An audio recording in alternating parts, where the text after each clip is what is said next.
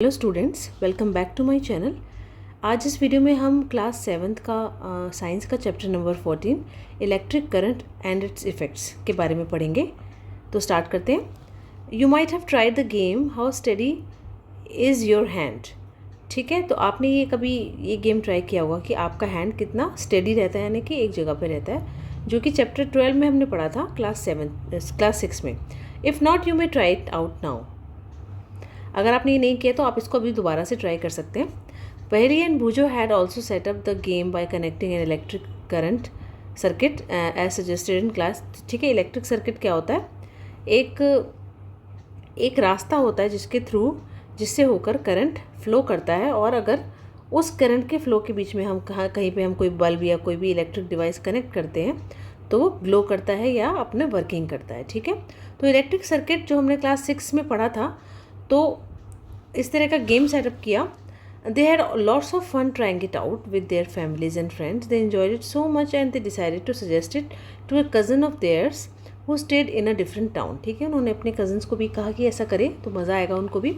So Paheli made a neat drawing showing how the various electric components were to be connected. ठीक है, उसने ऐसी एक ड्राइंग बनाई कि इस तरीके से आप इलेक्ट्रिक डिवाइस को कनेक्ट कर सकते हैं। तो can you draw this circuit conveniently? क्या आप इस सर्किट को आसानी से बना सकते हैं? It made Boojho wonder if there was an easier way to represent. तो उसको ये लगा कि ये थोड़ा सा और इजी हो जाता, काश हम इसको मैं थोड़ा और इजी तरीके से बता सकती। मुझे की ड्रॉ ना करनी पड़ती, ये पिन ना ड्रॉ करनी पड़ती, इसको मतलब एग्जैक्ट मुझे इस तरीके से ड्रॉ ना करना पड़ता, और मैं सर्किट को बता भी देती कि ये सर्किट होता है, इसको हम ईजिली ड्रॉ कर सकते हैं। तो कितना अच्छा होता है, इसमें मुझे एक एक कंपोनेंट की एग्जैक्ट इमेज बनाने की ज़रूरत ना पड़ती। तो उसके लिए हम क्या करेंगे, इन सब कंपोनेंट्स जो कि यूज़ होते हैं एक इलेक्ट्रिक सर्किट में, उसके सिंबल्स को हम यूज़ कर सकते हैं। तो कुछ कॉमन इलेक्ट्रिक कंपोनेंट्स जो कि उनको हम सिंबल्स में शो कर सकते हैं। ये जो टेबल है आपको 14.1, इसमें आपको देखो सिंबल बताया गया है। इलेक्ट्रिक सेल का सिंबल ये है, इलेक्ट्रिक बल्ब का सिंबल ये है। थोड़ा थोड़ा देखिए सिमिलर लगेगा आपको बिल्कुल कि हाँ सिमिलर है, कुछ ना कुछ आप इसमें कुछ पैटर्न देख सकते हैं। तो स्विच इन ऑन पोजीशन, ठीक है, ऑन पोजीशन में ऐसा होगा, ऑफ पोजीशन में ये ब्रेक होगा। ठीक है, ये आपको नज़र आ जाएगा, इसमें कनेक्टेड है ये। ठीक है, बैटरी का है सिंबल, बैटरी की जैसे इस तरीके दो प्लस माइनस होते हैं, उसको कनेक्ट करते हुए दिखाया है, प्लस माइनस और माइनस प्लस। ठीक है, एंड वायर का एक सिंपल लाइन। तो ये कितना इजी होगा अगर मैं इन इमेजेस की जगह इन सिंबल्स को यूज़ करके इस इमेज को ड्रॉ कर सकूं, पूरे सेटअप को ड्रॉ करके किसी को बता सकूं या समझा सकूं। ठीक है, तो कुछ इलेक्ट्रिक कंपोनेंट्स जो हैं उनके शो किए गए हैं यहाँ पर। तो you may come across different symbols for these components in different books. तो बहुत सारी बुक्स में भी हमने ये देखा है। ठीक है, however in this book we shall be using the symbols shown here. तो हम इस बुक में ये वाले सिंबल्स यूज़ करेंगे। ठीक है, क्योंकि किसी और बुक्स में जो और डिफरेंट बुक्स में थोड़े थोड़े डिफरेंट सिंबल्स भी यूज़ होते हैं। तो इन सिंबल्स को आप केयरफुली देख लीजिए। ये जो सिंबल है इलेक्ट्रिक सेल का, नोटिस करिए कि इसमें एक लॉन्गर लाइन है और एक शॉर्टर लाइन है। ठीक है, एक लॉन्गर लाइन और एक शॉर्टर लाइन। ठीक है, इसमें क्या होगा, अब आपको याद आया होगा, and shorter but thicker parallel line. ठीक है, ये लाइन लंबी है, ये छोटी है लेकिन थोड़ी मोटी है। ठीक है, तो अब आप याद कीजिए इलेक्ट्रिक सेल का एक पॉजिटिव टर्मिनल होता है, एक नेगेटिव टर्मिनल होता है। ठीक है, तो इस सिंबल में इलेक्ट्रिक सेल के लॉन्गर लाइन जो होती है वो पॉजिटिव होती है, और मोटी और छोटी जो लाइन होती है वो नेगेटिव होती है। ठीक है, ये आपको याद रखना है। और स्विच ऑन पोजीशन के लिए जो हमने ये वाला सिंबल देखा है, इसमें क्या होगा, ये किस तरीके सिंबल से ये ऑन और ऑफ हमने शो किए। वायर्स कनेक्ट होते हैं और कनेक्टेड नहीं होते हैं, इस तरीके से सर्किट में ये कनेक्ट है, ये कनेक्टेड नहीं है। तो टेबल 14.1 में एक बैटरी है, उसके सिंबल्स भी शो किए गए हैं। ठीक है, ये तो उसमें क्या है, आपको पता है ना बैटरी क्या होती है, कि इसके सिंबल को देखिए आप, क्या होगा इसमें, आप बैटरी से क्या बना सकते हैं। For some of the activities में नीड, आपने इलेक्ट्रिक जो बैटरी वाले सेल होते हैं वो देखे होंगे ना।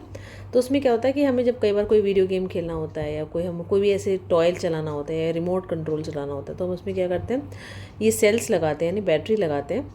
फिर हम उससे एक से चलता है, कई बार कोई चीज़ दो से चलती है। तो ठीक है, इसमें क्या करेंगे, ये जो पॉजिटिव टर्मिनल है वो देखिए, ये पॉजिटिव इसके नेगेटिव से जुड़ा है। ठीक है, और ये जो इसी सेल का पॉजिटिव है, ये कहीं जाके ये नेगेटिव में जुड़ा है, ये ये नेगेटिव यहाँ पॉजिटिव में जुड़ा है, ठीक है। तो इस तरीके से कॉम्बिनेशन बनाते हैं तभी बैटरी वर्क करती है। तो इस तरह के जो एक से ज़्यादा सेल का जो ये कॉम्बिनेशन पॉजिटिव से नेगेटिव को जोड़ के बनाया जाता है, इसको हम बैटरी बोलते हैं। कुछ डिवाइसेस होते हैं जैसे कि torches, transistor, toys, TV remote controls, ये बैटरीज इसमें लगती हैं। अभी हमने ये बात मैंने आपको बताई। However, in some of these devices, the electric cells are not always placed one after the other as shown in the, ठीक है, जैसे हम ऐसे एक सेल के बाद दूसरा लगा देते हैं, ठीक है। लेकिन कुछ डिवाइसेस में ऐसा नहीं होता कि एक के बाद दूसरा लगाएं। कई बार क्या होता है, ऐसे लगे होते हैं साइड बाय साइड, ठीक है। तो इसमें अब टर्मिनल्स को हम कैसे कनेक्ट करते हैं, ठीक है, यहाँ पे दिए होते हैं इनके पॉजिटिव नेगेटिव, ठीक है। तो अब आप बैटरी के कंपार्टमेंट जहाँ पे बैटरी फिट होती है, इस कंपार्टमेंट में आप ध्यान से देखिए, यहाँ पे एक जगह स्प्रिंग होगी, एक जगह एक मेटल की प्लेट टाइप सी होगी, ठीक है। इसमें क्या होगा, एक जगह थिक वायर है मेटल और एक मेटल स्ट्रिप है, ठीक है। इस connecting the positive terminal of one cell to the negative terminal of the next cell. और इस तरीके से क्या होता है, सेल्स को करेक्टली हेल्प करने के लिए हम क्या करते हैं, प्लस और माइनस सिम्बल्स उस पर प्रिंट होते हैं। देखिए ये प्लस और माइनस सिम्बल्स प्रिंट है, जिससे कि हम प्लस को माइनस में ही जाके अटैच करें और माइनस को प्लस में जाके अटैच करें, तभी ये सर्किट हमारा कंप्लीट होगा और इलेक्ट्रिक करंट उसमें से फ्लो करेगा। How can we connect the cells to prepare batteries for our activities? You may make a cell holder as shown in the figure 14.4। 14.4 कहाँ है, आगे देखते हैं, ठीक है। Using a wooden block, 2 iron strips and rubber bands, it's necessary that the rubber bands hold the metal strips tightly, ठीक है। ये देखिए ये बनाया है, ठीक है। इसमें क्या क्या मेटल के स्ट्रिप्स हैं और ये वुडन ब्लॉक है, तो इसको टाइटली इसने होल्ड करके रखा हुआ है। तो इस तरह का आप बना सकते हैं। और हमको जब हम किसी चीज़ की बैटरी का ब्लॉक देखते हैं तो उसमें हमको सेल को जो होल्डर होता है वो इस तरीके का होता है। एक तरफ से ये वायर होती है यानी स्प्रिंग होती है, एक तरफ मेटल की स्ट्रिप होती है। You could also buy cell holders from the market for making batteries of 2, और ये आपको मार्केट में भी मिल जाएंगे, आप खुद नहीं बना सकते तो place the cells in them properly, such as the positive terminal of the one cell is connected to the negative terminal of the next cell. तो connect a piece of wire, आप क्या करेंगे, एक वायर कनेक्ट करेंगे छोटा सा, each of the 2 metal strips, एक जगह पर इस तरह का मेटल वायर आपको कनेक्ट करना है on the cell holder as shown in the 14.5. तो your battery is ready for use. The symbol used for the representing a battery is shown. तो आपको सिंबल जो है बैटरी को रिप्रेजेंट करने का हमने उस टेबल में देखा था। Let's now draw a circuit diagram. अब हम उन सिंबल को यूज़ करते हुए अब हम सर्किट डायग्राम बनाएंगे, ठीक है। अब हमारी एक्टिविटी स्टार्ट होती है 14.1। इसमें क्या करेंगे हम, इलेक्ट्रिक सर्किट शोन इन 14.7, ये वाला जो इलेक्ट्रिक सर्किट है इसको हम सिंबल्स के थ्रू देखेंगे, ठीक है। Use the similar circuit in class, आपने 6 में भी देखा था, बल्ब जलाने के लिए हमने ऐसा सर्किट बनाया था। तो आपको याद होगा कि बल्ब जो जलता है वो तभी जब स्विच ऑन होता है, ऑन पोजीशन में, और बल्ब जलता है as soon as the switch is move to the on position. Copy the electric circuit in your notebook, आपको कॉपी करना है इस सर्किट को, ठीक है। और एक सर्किट का diagram, this is exact circuit की इमेज और ये उसका डायग्राम है यूजिंग योर सिम्बल्स। तो अब आप क्या करेंगे, इस डायग्राम में बिल्कुल इसी तरीके का होगा, लेकिन आप उसकी जगह सिंबल यूज़ करेंगे एग्जैक्ट ऑब्जेक्ट्स की जगह। अब ये जो आपको डायग्राम बनाना कुछ ज़्यादा इजी है, ठीक है। इसमें एग्जैक्ट आपको इमेज ड्रॉ नहीं करनी, उसके सिर्फ सिंबल्स ड्रॉ करने हैं। इसलिए हम जब भी कभी इलेक्ट्रिक सर्किट को रिप्रेजेंट करते हैं तो हम सर्किट डायग्राम के थ्रू करते हैं। तो फिगर 14.99 जो ये है, इसमें आप क्या देख रहे हैं, ये भी इसी की तरह आइडेंटिकल है, लेकिन इसमें ये देखिए ये डिफरेंट है, ये स्विच ऑफ है, ठीक है। आपको दिख गया होगा इसमें सर्किट जुड़ा हुआ है, यानी कि स्विच ऑन का है ये सिंबल और ये स्विच ऑफ का। तो आप पहचान सकते हैं उस टेबल को, 14.1 टेबल को देखकर आप पहचान सकते हैं कि ये कहाँ पर क्या अटैच होगा और ये किस पोजीशन में है। तो इसमें तो ऑन था, इसमें ऑफ है। अब क्या करेंगे, in the bulb there is a thin wire called the filament. तो बल्ब में एक वायर होते हैं, आप देखते हो ना, कई बार बल्ब फ्यूज़ हो जाता है तो हम उसके अंदर झांक कर देखते हैं अच्छे से कि क्या हो गया। तो उसमें एक पतली सी वायर होती है, कई बार वो टूट जाती है, हमको टूटी भी दिखती है, तो इसका मतलब होता है हम कहते हैं बल्ब फ्यूज़ हो गया, तो उसको हम फिलामेंट बोलते हैं। और वही जलती है जब इलेक्ट्रिक करंट उससे होकर गुजरता है, और जब बल्ब फ्यूज़ हो जाता है तो फिलामेंट ब्रेक हो जाता है, ठीक है। आपको एक क्वेश्चन दिया गया, इसको पढ़ लीजिए कि आपको कभी भी जलते हुए बल्ब को टच नहीं करना चाहिए, जो कि इलेक्ट्रिक करंट जिससे पास हो रहा हो, it may be very hot and your hand में गेट बर्न, क्योंकि वो आपको पता है कि इलेक्ट्रिक करंट सिर्फ एनर्जी ही नहीं देता, इलेक्ट्रिक एनर्जी के साथ हीट भी जनरेट करता है। तो इस तरीके से आप उसको ना छूइए, उससे आपका हाथ जल भी सकता है, ठीक है। यू मे गेट, और इलेक्ट्रिक शॉक भी लग सकता है, तो ये भी बहुत डेंजरस होता है। तो कोई भी, लेकिन use only electric sales for all the activities. तो जो भी आपको कोई भी एक्टिविटीज़ यहाँ करने के लिए बोली जाएंगी इस चैप्टर में, आप सिर्फ इलेक्ट्रिक सेल्स का ही यूज़ करेंगे। अगर फिलामेंट जो बल्ब का हमने यहाँ पे देखा कि जो ग्लो करने के बाद मतलब जब वो फ्यूज़ हो जाता है तो टूट जाता है, तो सर्किट कंप्लीट नहीं होता। अब आपको पता है सर्किट कंप्लीट होने के लिए सब चीज़ें आपस में जुड़ी होनी चाहिए, तो वो सर्किट क्या हो जाता है, टूट जाता है और फिर वो बल्ब बुझ जाता है। तो you might have notice that a glowing electric bulb become warm. तो आपको पता है हीटिंग इफेक्ट भी होता है इलेक्ट्रिक करंट का, तो उसके बारे में हम पढ़ते हैं। एक्टिविटी 14.2 में आप एक इलेक्ट्रिक सेल लीजिए, एक बल्ब लीजिए, एक स्विच और एक कनेक्टिंग वायर। अब एक इलेक्ट्रिक सर्किट बनाइए इसी तरीके का। अब आप क्या करेंगे, इसको एक ही सेल से बनाइए आप, ठीक है, और स्विच को इस तरीके से ऑफ रखिए। अब क्या करेंगे आप, अब क्या ये बल्ब जलता है, नहीं जलता ना, तो आप बल्ब को टच करिए तो वो तो ठंडा होगा। अब आप इलेक्ट्रिक स्विच को ऑन करिए और अब बल्ब को जलने दीजिए कुछ मिनटों के लिए। अब फिर दोबारा से बल्ब को टच करके देखिए, अब आपको थोड़ा सा वो वार्म नज़र आएगा, वार्म फील होगा। After moving the switch back to the off position, और जब ऑफ दोबारा हो जाए और 2-3 मिनट के बाद उसे फिर से टच कीजिए तो फिर वापस से वो ठंडा हो जाता है। इससे क्या पता चलता है कि इलेक्ट्रिक करंट हीट भी जनरेट करता है। Activity 14.3 make a circuit as shown in the figure 14। इस तरह का आपको सर्किट बनाना है। 14.10 take about 10 centimetre long piece of nichrome wire and tie it between the nails. ठीक है, ये 2 नेल्स हैं, इनके बीच में अपने निक्रोम वायर आप टाई कर दीजिए। You can get nichrome wire from an electric repair shop and you can use it a piece of discarded coil of the, आपको इलेक्ट्रिक हीटर जैसे होता है इसकी जो कॉयल ख़राब हो जाती है, इसको भी आप यूज़ कर सकते हैं इसकी जगह, ठीक है। तो टच द वायर, अब आप क्या करेंगे, इस वायर को टच कीजिए। Now switch on the current in and circuit by moving the switch to the on position, और कुछ मिनटों बाद फिर वायर को दोबारा से टच कीजिए। इसको होल्ड लेकिन ज़्यादा देर तक पकड़ के ना रखिए। स्विच ऑफ द करंट, फिर ऑफ कीजिए और फिर टच करके देखिए, तो आपको पता चलेगा कि ये गर्म हो जाती है। तो वायर गर्म हो जाती है जब इलेक्ट्रिक करंट उससे होकर गुजरता है, तो इससे ये पता चलता है कि इलेक्ट्रिक करंट एक हीटिंग इफेक्ट भी देता है, यानी कि वो गर्मी भी पैदा करता है।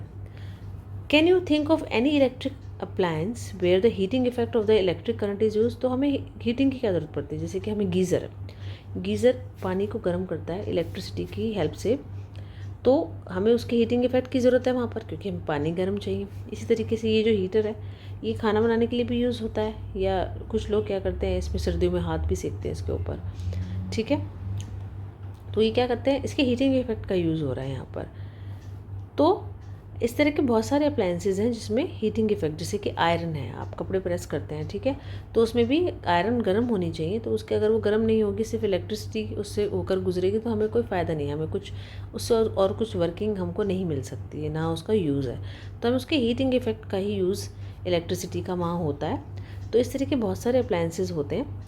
तो इस तरह के आप लिस्ट बना सकते हैं, आप दिमाग में अपने सोचिए कि इस तरह के और कैसे अप्लायंसेज हो सकते हैं। आपने एक इलेक्ट्रिक रूम हीटर भी देखा होगा, या इलेक्ट्रिक हीटर जो कि खाना बनाने के लिए ये यूज़ होता है। तो ये सब क्या होता है, इसमें कॉइल होती है, मतलब इस तरह की ऐसे ऐसे वायर ऐसे मुड़ी हुई होती है, ठीक है।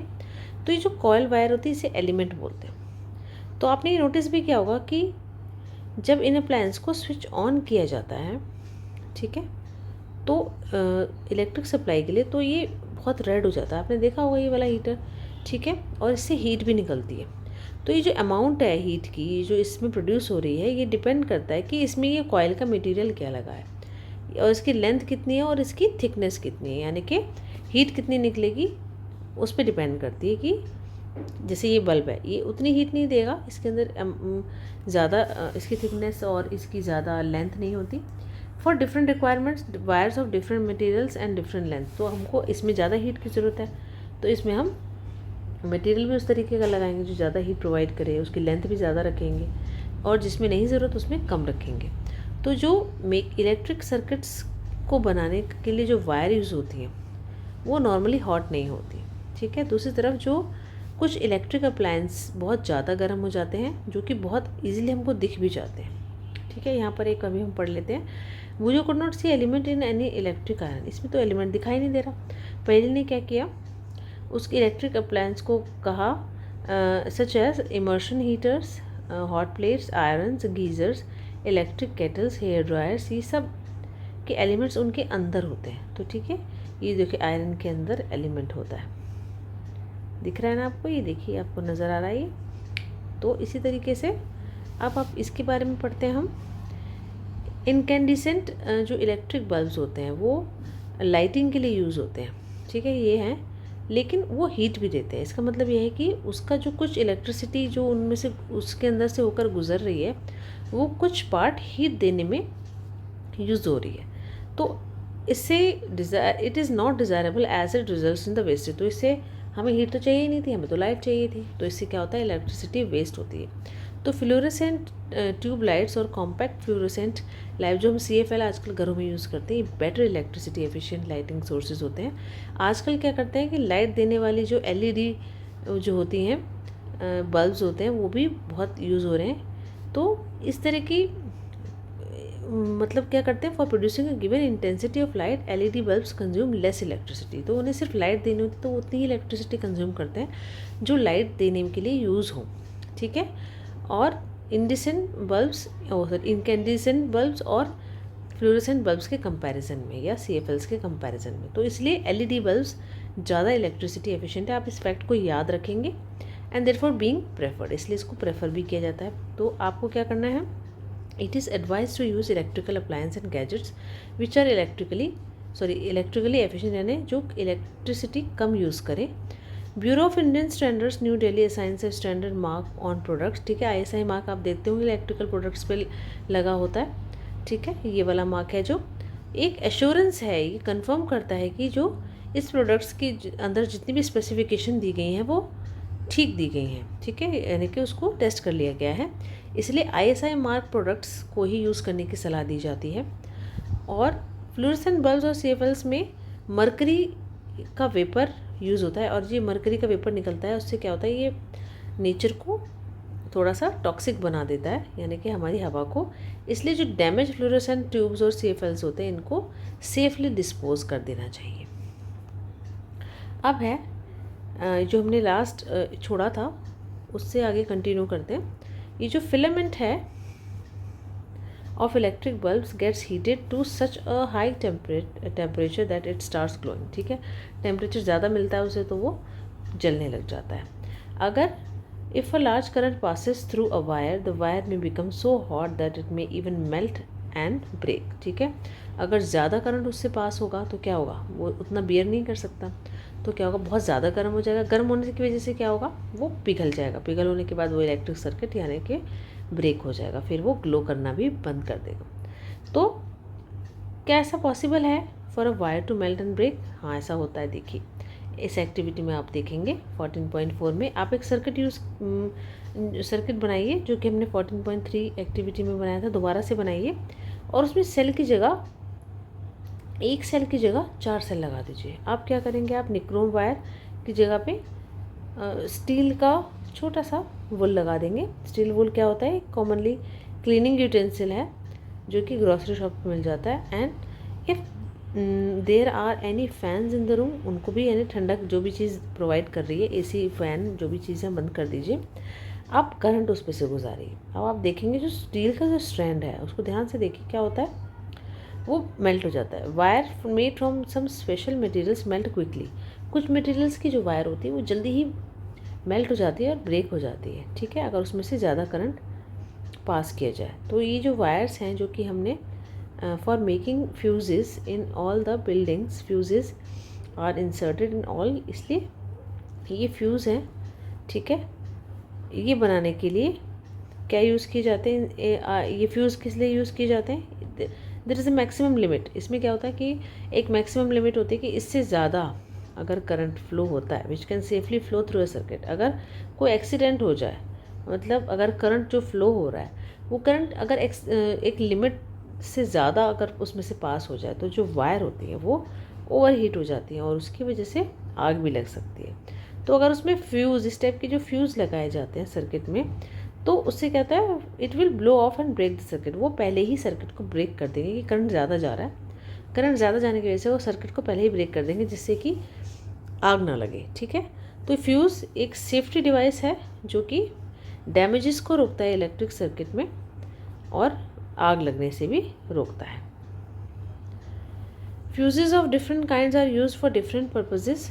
तो 14.14 में आपको शो किया गया है जो घर में फ्यूज़ यूज़ होते हैं इस टाइप के। ठीक है, तो क्या होता है, इलेक्ट्रिक अप्लायंसेस में किस तरह के फ्यूज़ यूज़ होते हैं, इस तरह के यूज़ होते हैं। आपने देखा होगा heating effect of the electric current and learn how. ठीक है, ये आप सब पढ़ चुके हैं अभी, हीटिंग इफेक्ट क्या होता है इलेक्ट्रिसिटी का। तो डज इलेक्ट्रिक करंट है, उसके दूसरे इफेक्ट भी होते हैं क्या, अभी हम पढ़ते हैं आगे। ठीक है, पहले हम इसको कंप्लीट कर लेते हैं। जो बॉक्सेस में दिया गया है इसको भी आप इग्नोर ना करें क्योंकि इसमें भी इंपॉर्टेंट इन्फॉर्मेशन दी जाती है। तो पहला क्वेश्चन है, never try to investigate an electric fuse connected to the main circuit on your. अपने आप से इसको, आपको ये जो मेन्स में लगा होता है आपके घरों में, इस फ्यूज़ को अपने आप से इन्वेस्टिगेट करने की, यानी कुछ पता लगाने के लिए कुछ इसको तोड़ मरोड़ के या खोलने की कोशिश ना करें। इससे क्या होता है, आप इलेक्ट्रिक रिपेयर शॉप पे जा सकते हैं और कंपेयर कर सकते हैं जले हुए फ्यूज़ेस कैसे दिखते हैं और नए फ्यूज़ कैसे दिखते हैं। ठीक है, आप खुद से ना ऐसा करें।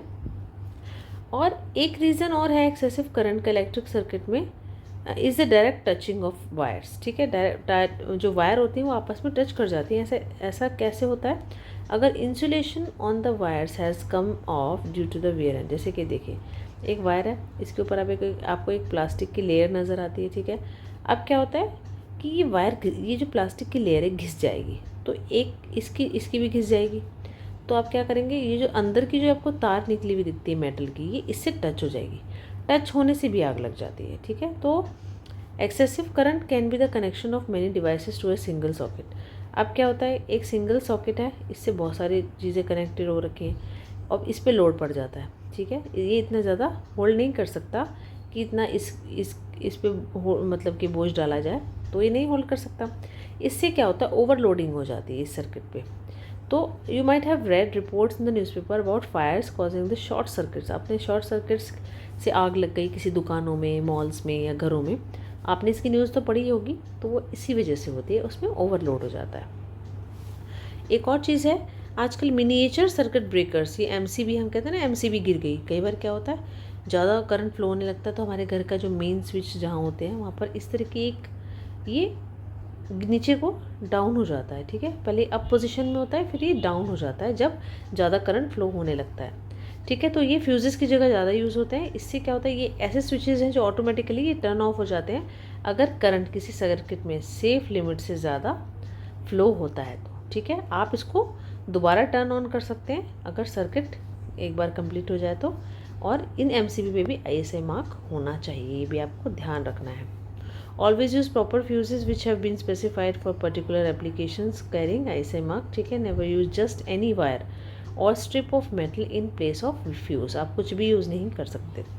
अब एक और इफेक्ट हम देख लेते हैं इलेक्ट्रिसिटी का, है वो है magnetic effect of electric current. यानी एक मैग्नेट की तरह एक इफ़ेक्ट आने लगते हैं उस चीज़ में जिससे करंट फ्लो होता है। ठीक है, तो 14.5 एक्टिविटी में हम देखते हैं, take the cardboard tray from inside a discarded match box. ठीक है, जैसे माचिस के अंदर की जो ट्रे निकलती है उसको निकालिए। Wrap an electric wire for a few times around, उसके चारों ओर इस तरीके से वायर को लपेटिए कई बार।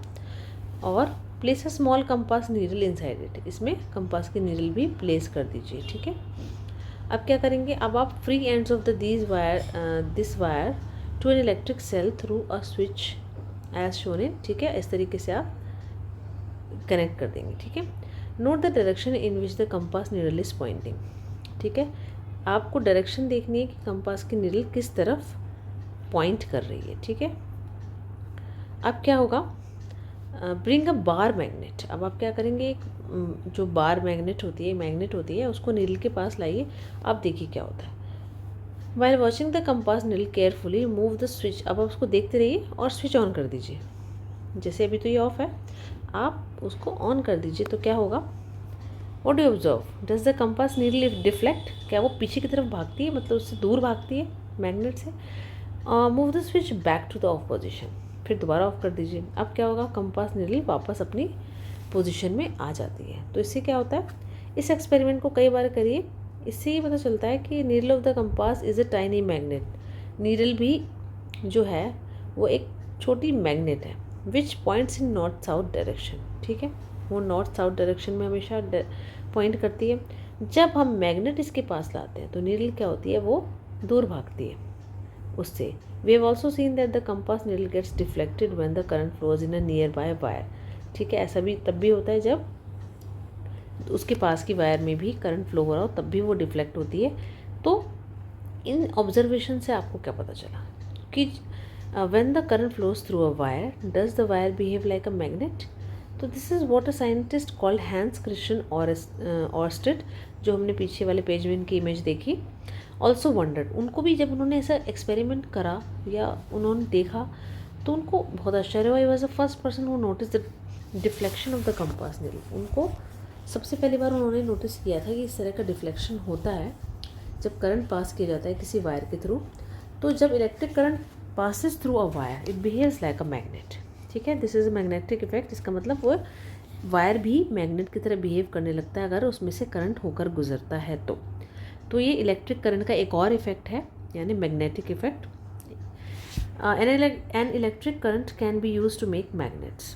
तो अब आपको किसी सिंपल मेटल को मैग्नेट बनाना है, वायर को मैग्नेट बनाना है, तो आप इलेक्ट्रिक करंट उसमें से गुजारिए।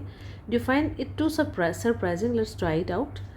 Remember not to switch on the current for more than a few seconds. ठीक है, आपको एक्सपेरिमेंट सिर्फ कुछ सेकेंड्स के लिए करना है। Electromagnet weakens the cells quickly if left connected. ठीक है, तो अगर आप उसे कनेक्टेड छोड़ देंगे तो इलेक्ट्रोमैग्नेट जो होता है वो वीक हो जाते हैं। अब इलेक्ट्रोमैग्नेट क्या होती है, 14.6 एक्टिविटी के थ्रू हम ये जानेंगे। Take around 75 centimetre long piece of insulated, यानी कि प्लास्टिक की, इंसुलेटेड मतलब जिसमें से करंट होकर नहीं गुजर सकता। ठीक है, इस तरह के आप कोई कपड़ा या प्लास्टिक लेंगे। ठीक है, उसकी वायर लेंगे और एंड एन आयरन नेल। ठीक है, एक आयरन नेल लेंगे जो कि 6 से 10 सेंटीमीटर लॉन्ग हो। अब क्या करेंगे, वो जो वायर हमने ली है उसके नेल के चारों ओर उसको टाइटली उसके अराउंड बांध देंगे और एक कॉइल जैसा बना देंगे। तो अब क्या करेंगे, इसके जो वायर के फ्री एंड्स है, दोनों साइड के एंड्स जो हैं वो एक सेल के दोनों पॉजिटिव नेगेटिव टर्मिनल से हम जोड़ देंगे। ठीक है, एक स्विच के थ्रू। अब क्या करेंगे, कुछ पिन्स लेकर आइए near the end of the nail. Now switch on the current. अब आपको क्या दिखाई देता है, ये जो पिन्स हैं जो आपस में cling to the tip of the nail, क्या ये नेल पे चिपक जाते हैं। अब करंट स्विच ऑफ कर दीजिए। Are the pin still clinging, अब फिर से जुड़ी हुई है क्या वो, करंट ऑफ करने पर क्या वो चिपकी हुई है, ये आप देखिए। The coil in the above activity behaves like a magnet when electric current flows through it. ठीक है, तो अब क्या होगा, इस एक्टिविटी से हमने देखा कि इलेक्ट्रिक करंट जब उसमें से गुजरता है तो वो कॉइल एक मैग्नेट की तरह बिहेव करता है। जब इलेक्ट्रिक करंट स्विच ऑफ हो जाता है तो कॉइल वापस से अपना मैग्नेटिज्म खो देता है। तो इस तरह की जो कॉइल्स होती हैं उसको हम इलेक्ट्रोमैग्नेट्स बोलते हैं। इलेक्ट्रोमैग्नेट्स को हम बना सकते हैं, can be made very strong and can lift it. तो इलेक्ट्रोमैग्नेट की हेल्प से बहुत भारी भारी मशीनें या भारी भारी जो चीज़ें होती हैं लोहे की, ठीक है, उसको उठा सकते हैं। Do you remember the crane, आपने क्रेन देखी होगी, चैप्टर 13 में आपने पढ़ा था क्लास 6 में। The end of the such a crane has a strong electromagnet attach. ठीक है, उसके जो एंड था उसमें अटैच थी क्या, इलेक्ट्रोमैग्नेट अटैच थी। तो इससे क्या था, उससे मैग्नेटिक मटेरियल को अलग किया जा सकता था क्योंकि वो उस पर जाके चिपक जाती थी। डॉक्टर्स भी यूज़ करते हैं टाइनी इलेक्ट्रोमैग्नेट्स। वो क्या करते हैं, छोटे छोटे पीसेस जो मैग्नेटिक मटेरियल के होते हैं जो कि एक्सीडेंटली किसी इंसान के शरीर में घुस जाते हैं, उसको निकालने के लिए वो इलेक्ट्रोमैग्नेट्स का यूज़ करते हैं। और बहुत सारे टॉयज़ में भी इलेक्ट्रोमैग्नेट्स लगे होते हैं। अब हम इलेक्ट्रिक बेल के बारे में पढ़ते हैं, ये कैसे वर्क करता है। इलेक्ट्रिक बेल तो आपने सुनी होगी, ठीक है, आपके घरों में भी लगी हुई है। तो इसमें इलेक्ट्रोमैग्नेट लगी होती है। अब देखते हैं कैसे काम करती है। 14.20 जो इमेज है इसमें हम देखते हैं एक सर्किट हमको नज़र आ रहा है। ये पूरा सर्किट हो रहा है, ये देखिए, ये पूरा सर्किट कर रहा है। इसमें एक कॉइल है वायर की, ठीक है। ये जो कॉइल्स नज़र आ रही है हमको वो एक आयरन पीस पर बंधी हुई हैं, ठीक है। ये जो कॉइल है ये इलेक्ट्रोमैग्नेट की तरह बिहेव करेगी।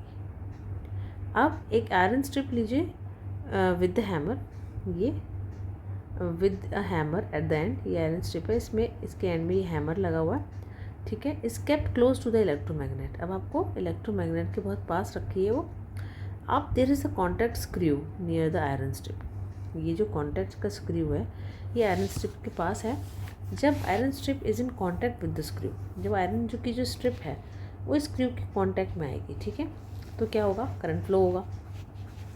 करंट फ्लो होने से इस कॉइल्स के थ्रू, ठीक है, इनके through, which becomes N electromagnet, फिर इलेक्ट्रोमैग्नेट बन जाएगा ये। अब क्या होगा, ये आयरन स्ट्रिप को खींचेगा। खींचने की वजह से इस प्रोसेस में जो हैमर है, ये वाला हैमर खींचने की वजह से ये हैमर स्ट्राइक करेगा इस गोंग पर, ठीक है। ये जो बेल है इस पर आप जाकर स्ट्राइक करेगा, यानी टकराएगा और एक साउंड प्रोड्यूस करेगा।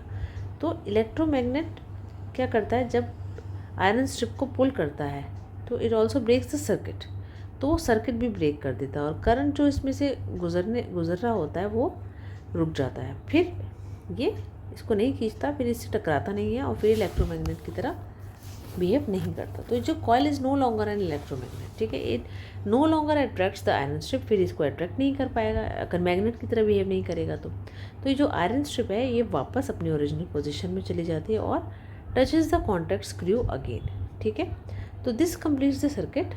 जैसे ही सर्किट कंप्लीट कर देगा टच करके, फिर क्या होगा, करंट फिर से कॉइल में फ्लो होगा और हैमर फिर से स्ट्राइक करेगा इस गोंग को, ठीक है। तो ये प्रोसेस बार बार रिपीट होता है अगर हम बार बार इस सर्किट को कंप्लीट कर देते हैं। हैमर बार बार स्ट्राइक करता है गोंग पे, ठीक है। तो इस तरीके से ये बेल बजती है, यानी कि आपको इलेक्ट्रिक बेल्स में भी इलेक्ट्रोमैग्नेट का इफेक्ट नज़र आता है, ठीक है। तो इस चैप्टर में हमने बहुत कुछ पढ़ा इलेक्ट्रिक करंट और उसके इफ़ेक्ट्स के बारे में। हर इफ़ेक्ट का अपना एक यूज़ है और अगर हम उस यूज़ को समझ लें तो हम इलेक्ट्रिक डिवाइसेस को ईजिली और बहुत सेफली यूज़ करना सीख सकते हैं, ठीक है।